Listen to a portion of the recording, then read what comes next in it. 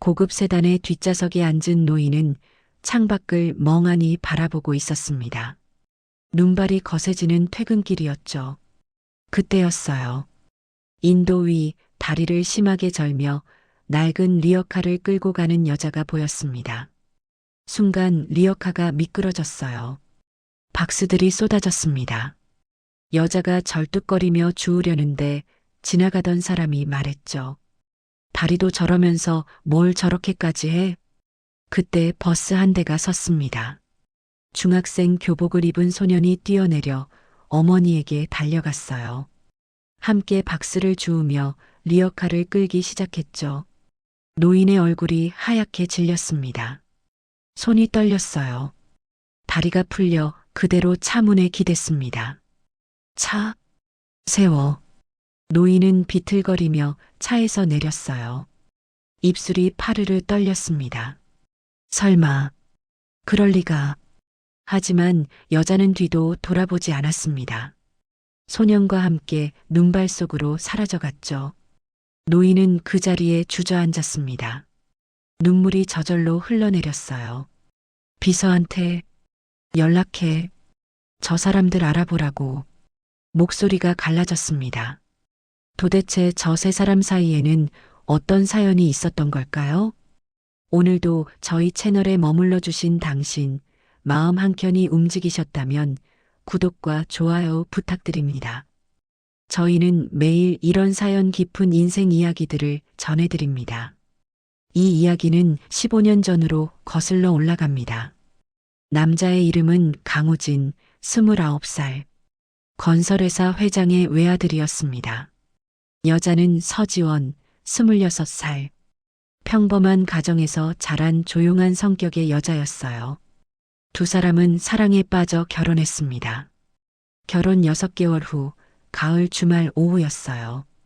우진이 운전대를 잡고 지원이 조수석에 앉아 교회로 드라이브를 나갔습니다.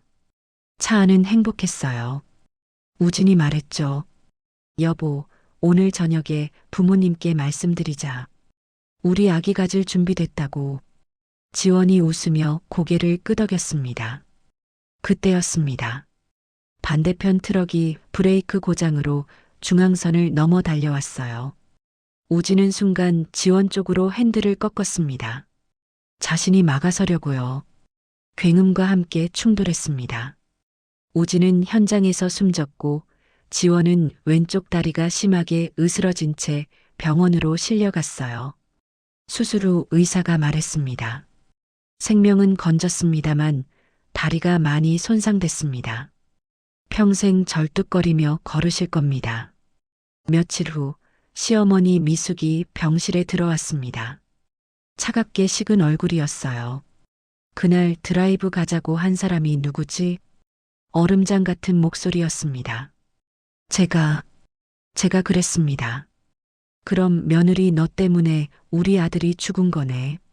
지원은 고개를 들 수 없었습니다. 눈물만 흘러내렸죠. 장례식이 치러졌습니다. 지원은 목발을 짚고 상복을 입었습니다. 다리가 아파 제대로 서 있을 수도 없었죠. 시부모는 며느리와 눈도 마주치지 않았습니다. 장례 이틀째 태준이 지원을 불렀습니다. 병원비는 우리가 냈다. 그걸로 끝이야. 우리 아들 보험금하고 재산은 며느리 내 몫이 아니다. 차갑게 식은 목소리였어요. 그리고 우리 집엔 다시 오지 말거라. 너 때문에 귀한 아들 잃은 집에. 미숙이 며느리를 죽일 듯이 노려봤어요. 평생 그거 잊지 마. 같은 시각 태준의 건설 회사에서는 한 직원이 사무실로 불려왔습니다. 회장님, 아이 수술비 때문에 월급을 조금만 먼저.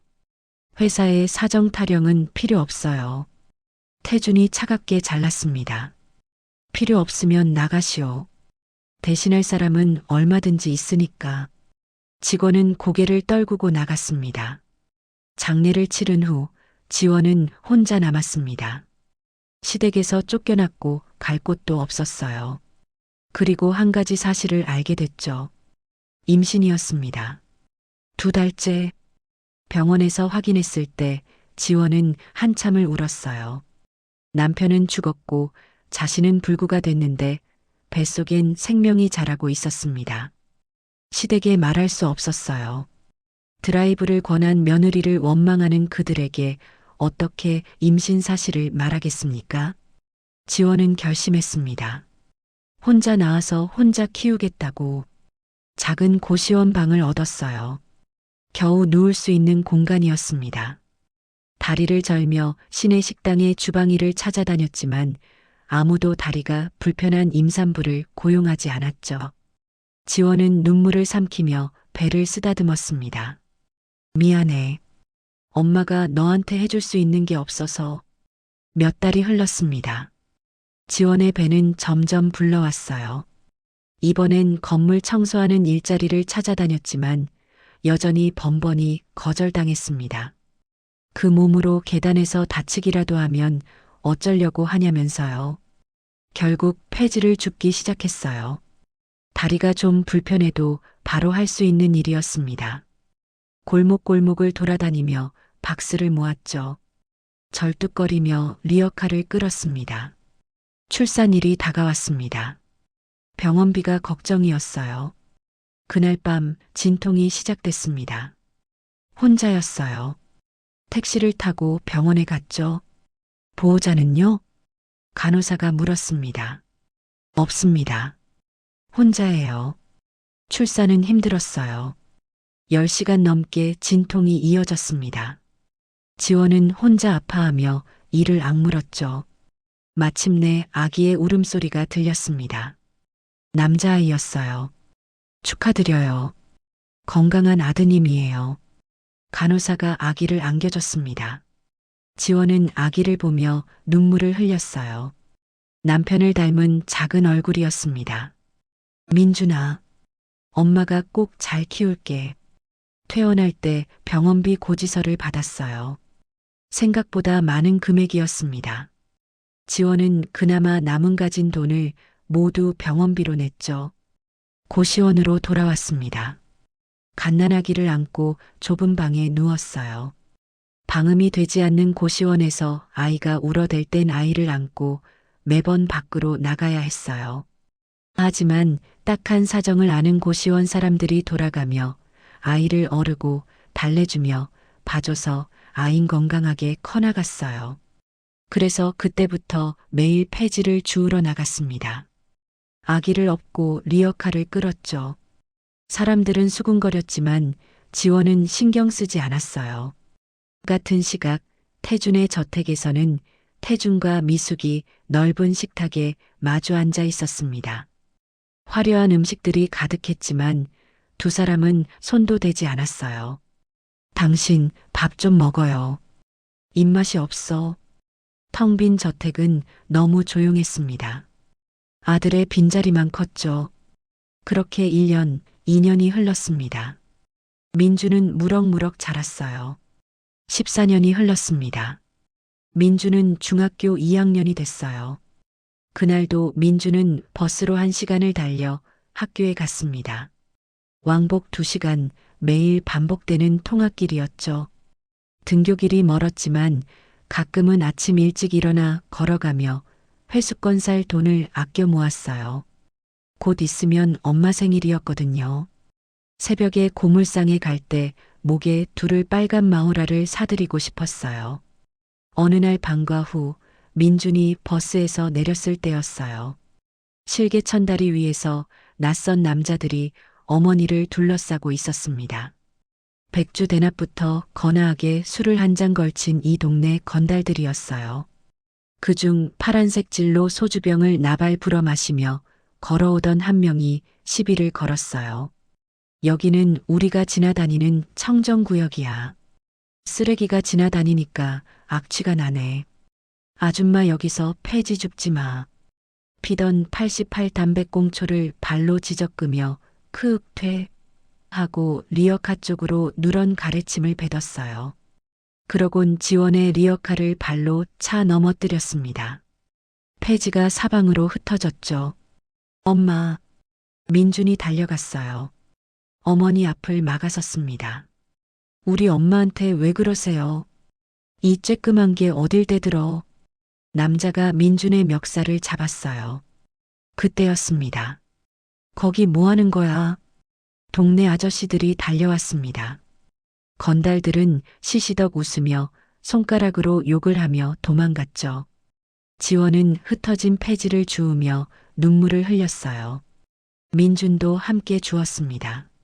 엄마, 괜찮아요? 응, 괜찮아. 하지만 괜찮지 않았어요. 리어카가 옆으로 넘어질 때 다리 밑 개울로 폐지가 쏟아지는 바람에 그날 모은 폐지의 절반이 못 쓰게 됐습니다. 그날 저녁 좁은 쪽방에서 저녁 끼니로 삼양라면 하나를 나눠 먹었어요. 민주는 어머니에게 더 많이 주려고 자기 몫을 덜어냈습니다. 민준아, 너 먹어. 전 배불러요. 거짓말이었어요. 한창 많이 먹고 키 클 나이대인 민주는 배가 고팠지만 참았습니다. 같은 시각 태준의 저택에서는 넓은 식탁에 음식이 가득했습니다. 하지만 태준과 미숙은 거의 손도 대지 못한 채 앉아 있었어요. 먹어야지. 입맛이 없어요. 가정부가 남은 음식을 치우러 왔습니다. 대부분 그대로였죠. 쪽방에서는 민준이 다짐하고 있었습니다. 빨리 커서 돈을 벌겠다고, 어머니를 편하게 해드리겠다고. 지원은 아들의 잠든 얼굴을 바라보며 울었습니다. 미안해, 민준아. 그렇게 모자는 서로를 지키며 살아갔습니다. 그날은 겨울이었습니다. 눈이 내리는 저녁이었죠. 강태주는 회사에서 퇴근하는 길이었어요. 고급 세단의 뒷좌석에 앉아 창밖을 바라보고 있었습니다. 15년이 흘렀지만 아들 생각은 여전했어요. 미숙도 마찬가지였습니다. 두 사람은 텅 빈 저택에서 쓸쓸히 살고 있었죠. 신호에 걸렸습니다. 차가 멈췄어요. 태주는 무심코 창밖을 봤습니다. 그리고 얼어붙었어요. 인도 위에서 한 여자가 리어카를 끌고 있었거든요. 눈을 맞으며 힘겹게 걷고 있었습니다. 다리를 절고 있었어요. 순간 리어카가 미끄러졌습니다. 박수들이 쏟아졌죠. 여자가 절뚝거리며 주우려는데 지나가던 사람이 말했어요. 눈도 오는데 뭘 그렇게까지 해? 그때 버스 한 대가 섰습니다. 중학생 교복을 입은 소년이 뛰어내렸죠. 소년은 곧장 그 여자에게 달려갔어요. 함께 박수를 주우며 리어카를 끌기 시작했습니다. 태준의 심장이 멎는 것 같았어요.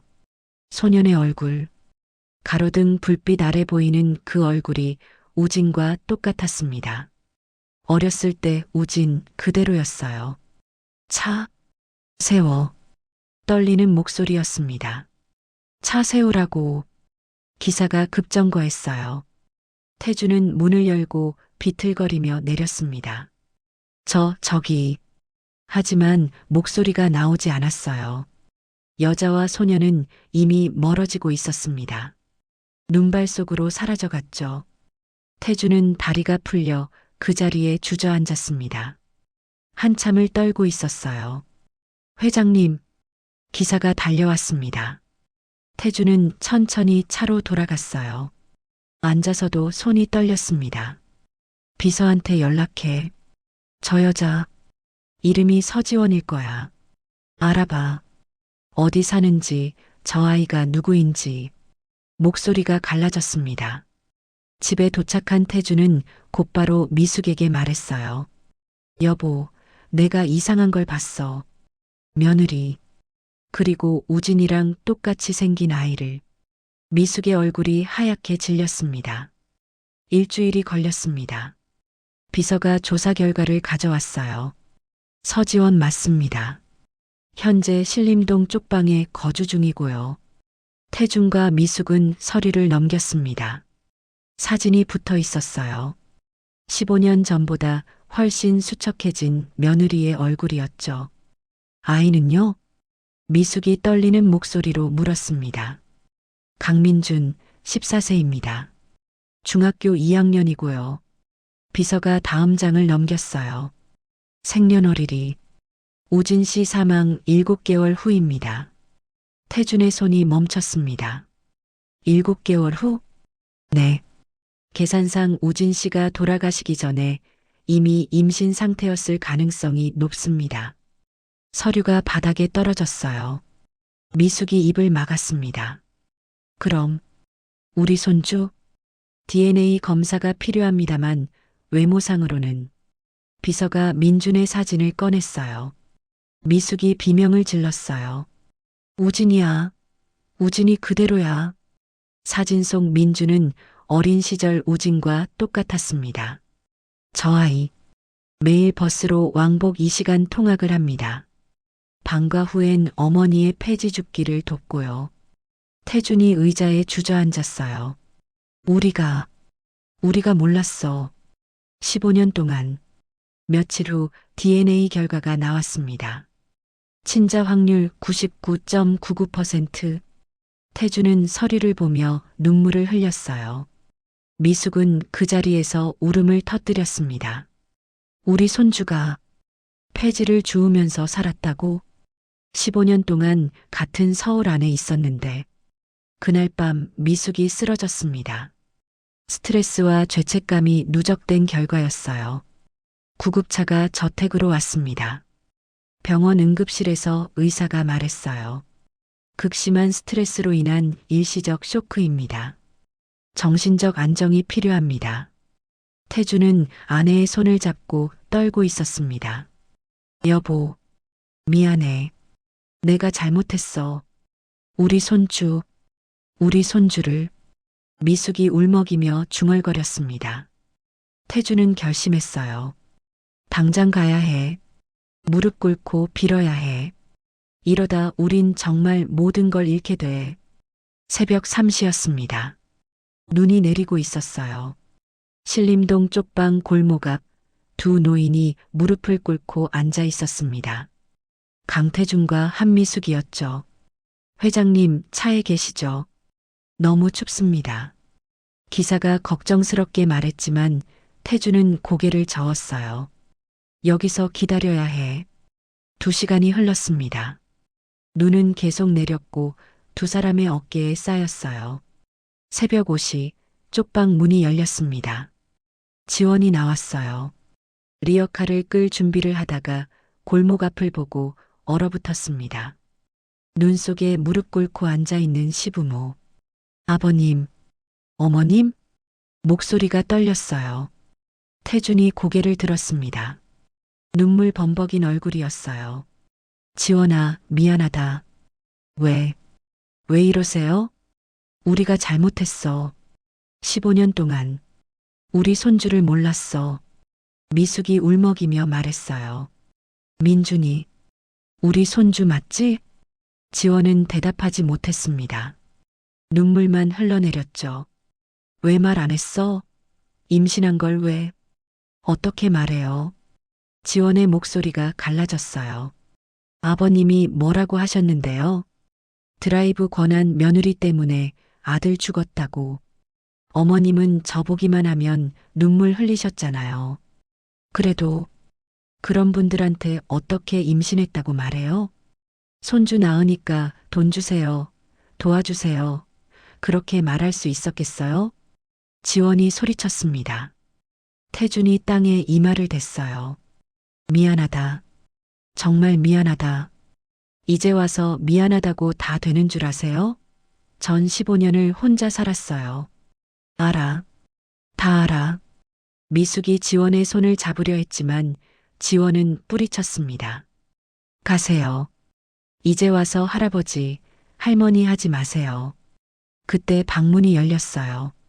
민준이 나왔습니다. 엄마, 왜 밖에서? 민준이 무릎 꿇은 노인들을 봤어요.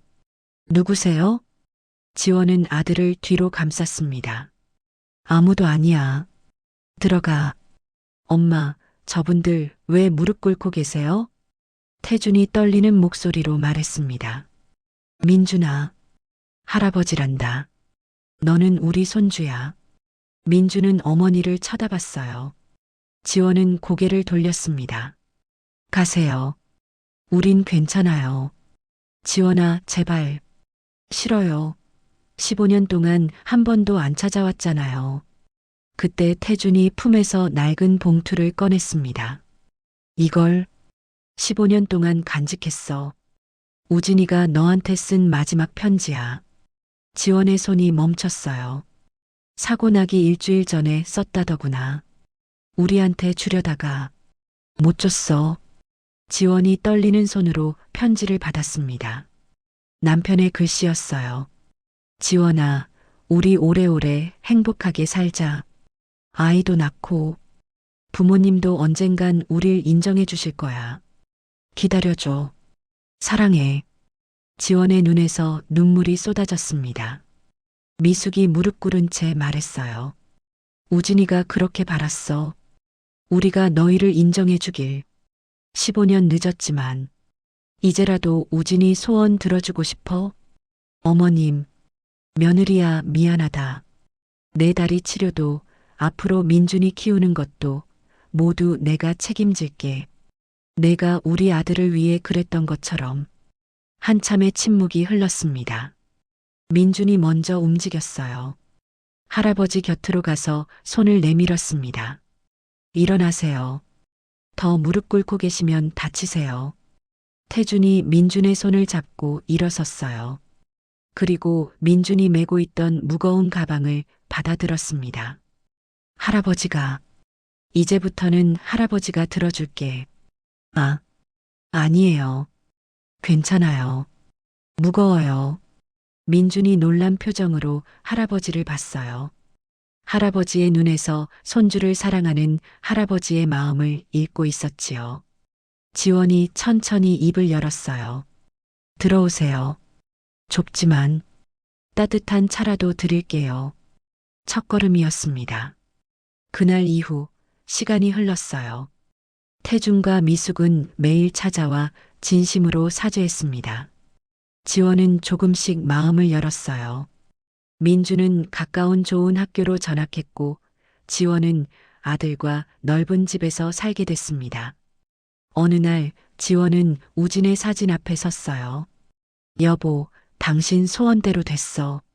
시부모님이 우릴 인정해 주셨어. 민준이도 행복해. 당신이 바랐던 대로. 상처는 아물었고 가족은 다시 하나가 됐습니다. 오늘 이야기는 어떠셨나요? 하나된 민준이네 가족의 결말이 행복해 보이네요.